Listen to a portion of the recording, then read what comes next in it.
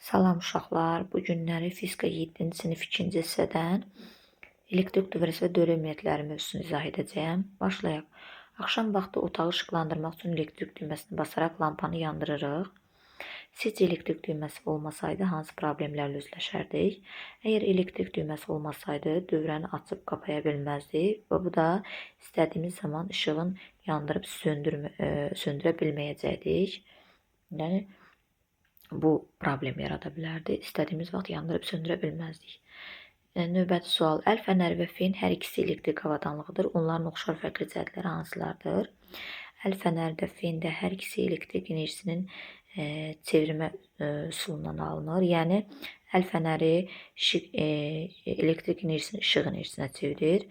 Fen isə elektrik enerjisini istilik enerjisinə çevirir. Deməli, fərqli cəhətlər isə əl fənəri cəryan mənbəyi rolunu əl fənərində batareyalar oynayır. Fendə isə cəryan mənbəyi rolunu rozetka oynayır. Fəaliyyətə baxaq. Lampanın yanması üçün nə etmək lazımdır? Ləvazimat, elektrofor maşını, açar, patrona bağlanmış led lampa, birləşdirici naqillər. İşin gedişi birinci elektrofor metal kürəcini bir-birinə toxundurmaqla onları neytrallaşdırın. Şəkildəki dövrəni yığın, açarı açıq saxlamaq elektroforun dəstəyini bir neçə dəfə fırladıb dayandırın. Açarı qapayın, lampada baş verən hadisəni müşahidə edin. Müzakirə edin. Birinci, lampa hansı halda yandı? Dövrə qapalı olan hal üçün lampa yanacaq. Yəni dövrəni qapayan kimi lampa işıqlanacaq. İkinci, lampanın yanmasında elektroforun rolu nədir? Elektroforun cəryan mənbəyi rolunda çıxış eləyir. Üçüncü, otaqdakı lampanın uzun müddət yanması necə təmin olunur? Uzun müddət yanması üçün elektroforun dəstəyini fırlatmaqla onun elektrik enerjisindən uzun müddət yanmasını təmin etmək üçün istifadə olunur. Yəni lampanın uzun müddət yanması üçün elektroforun dəstəyini bir neçə dəfə mütəmadi olaraq fırlatmaq lazımdır. Təbiət dərslərindən elektrik dövrəsi, elektrik dövrə elementlərinə tanış olmusunuz.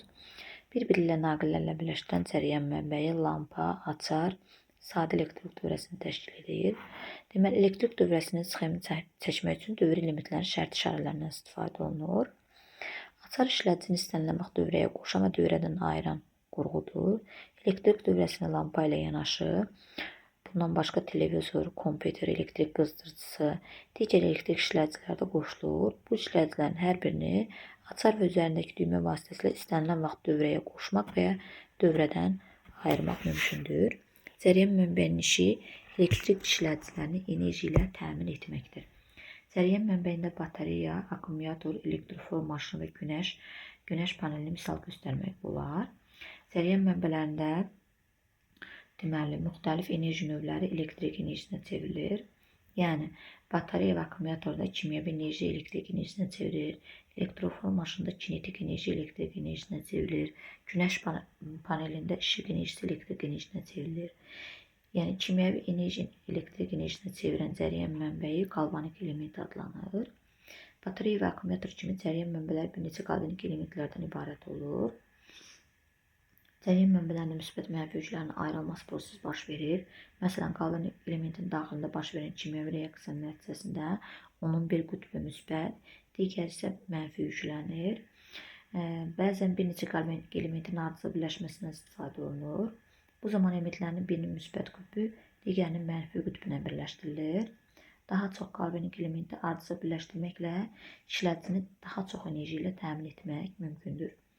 İlk cəryan mənbəyini İtalyan alimi Alessandro Volta tərəfindən ixtira olunmuşdur. O, mis və sink lövhələri arasında duzlu suya isladılmış parça qoyur. Mis diskin müsbət, sink diskin isə mənfi yüklə yükləndiyini müşahidə etmişdir. Dövr elementləri bir-birlə cəryan mənbəyi ilə birləşdirmək üçün naqillərdən istifadə olunur. Bütün evdə olan bir çox sxemlər sadə elektrik dövrəsinə oxşardır. Sadə elektrik dövrəsində deməli, elektrik enerjisi batareya vasitəsilə təmin olunsa da, televizor, ütü, bu kimi fen, bu kimi işlədicilər üçün cəryan mənbəyinin enerjisi kifayət etmir. Onların işləməsi üçün elektrik enerjisini elektrik stansiyalarından naqillər vasitəsilə evlərə çatdırılır. Evlərin tikilməsi üçün hazırlanan layihədə avadanlıqların şəbəkəyə qoşulması nəzərə alınmalıdır. Ona görə də tikinti layihəsinin elektrik dövrəsinin sxemi də əlavə olunur. Dövrə sxemlərindən istifadə olunan elektrik dövrələrinin elementlərinin şərti işarələri göstərilmişdir cədvəldə. Deməli, qalvanik elementin şərti, bütün qalvanik element, elementlər batareyası, akkumulyator, naqillərin birləşməsi, elektrik lampası, elektrik açarı, elektrik zəngi, sonra cəryan mənbəyinin sıxacları, elektrik mühərriki, ampermetr, voltmetr, rezistor, reostat, bu kimi elementlərin şərti işarələri göstərilib. Düşün, müzakirə et, paylaş. Sizcə tikinti layihələrində elektrik dövrəsinin sxemi əvvəlcədən çəkilməsə, hansı problemlər yarana bilər? Deməli, elektrik dövrəsinin sxemi əvvəlcədən çəkilməsə, həmin evlər elektrik enerjisindən təmin olunmaz və yaxud da sonradan təmin olunsa belə, o mütləq ki, transformatoru daha güclü transformatorla, yəni daha elə transformatorlardan istifadə olunur ki, işlədicilər rahat elektrik enerjisindən təmin oluna bilsin. Əgər artırılarsa, yəni orada qoşulma sayı, evlərin sayı artırılarsa, o nəzərə alınmasa, transformator daha güclü transformatorla əvəz olunmalıdır ki, onları elektrik enerjisindən bütün istifadəçiləri təmin oluna bilinsin. Öyrəndiklərinizi tətbiq edin. 1. Nigar elektrik mərcindən istifadə edərək istədiyi vaxt yandırıb söndürə biləcəyi sərinkeş düzəltmək istədi. A variantı. Bunun üçün Nigara hansı ləvazimat və elementlər lazımdır? Bunun üçün Nigara cəryan mənbəyi, sərinkeşin pərləri, sonra elektrik açarı və naqillər lazımdır. B variantı. Sərinkeş dövrəsinin sxemini çəkin. Sərinkeş dövrəsinin sxemini çəkək. 2. tapşırıq. Fizika dərsində şagirdlər bir neçə limonun hər birinə bir-birinə müəyyən məsafədə mis və sink metal parçalar batırdılar. Bu parçaları və lil lampanın naqilə birləşdikdə lampanın yandığını müşahidə etdilər. A variantı. Sizcə lampanın yanması hansı növ enerjinin elektrik enerjisinə çevrilməsi nəticəsində baş verdi? Lampanın yanması kimyəvi enerjisinin elektrik enerjisinə çevrilməsi nəticəsində baş verdi.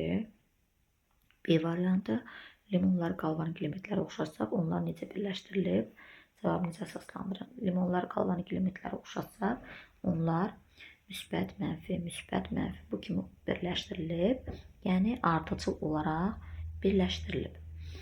Öyrəndiklərinizi yoxlayın. 1. Şəkildəki dövrələrdə açarları qapadıqda lampalardan biri yanır, digəri yanmır. A variantı. Açarları qapadıqda lampalardan hansı yanar? Cavabınızı əsaslandırın. Deməli, baxırıq 1-ci, 2-ci lampaya. Açarı qapadıqda 1-ci lampada bax, müsbət, mənfi. Deməli, burada ardıcıl birləşmədir. Açarı qapadıqda dövrə yanacaq.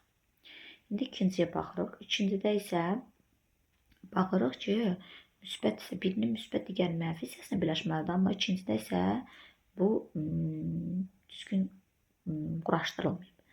Yəni, düzgün bağlanmayıb. Ona görə də 2-ci dövrdə lampa yanmayacaq. Dövrəni qapasaq belə lampa yanmayacaq. B variantı. Lampanın yandığı dövrənin sxemini çəkin. 1-ci dövrənin sxemini çəkirik. 2-ci tapşırıq. Şəkildə sxemdə şərti işarələri verilmiş dövr elementlərlə ifadələr arasında uyğunluğu müəyyən edin. Deməli, 1-ci oldu. Birinci oldu galvanik element. İkinci oldu, deməli, ikinci oldu elektrik lampasının şərt işarəsi. Üçüncü də oldu elektrik işlədicisini dövrəyə qoşan və ayıran qurğunun şərt işarəsi.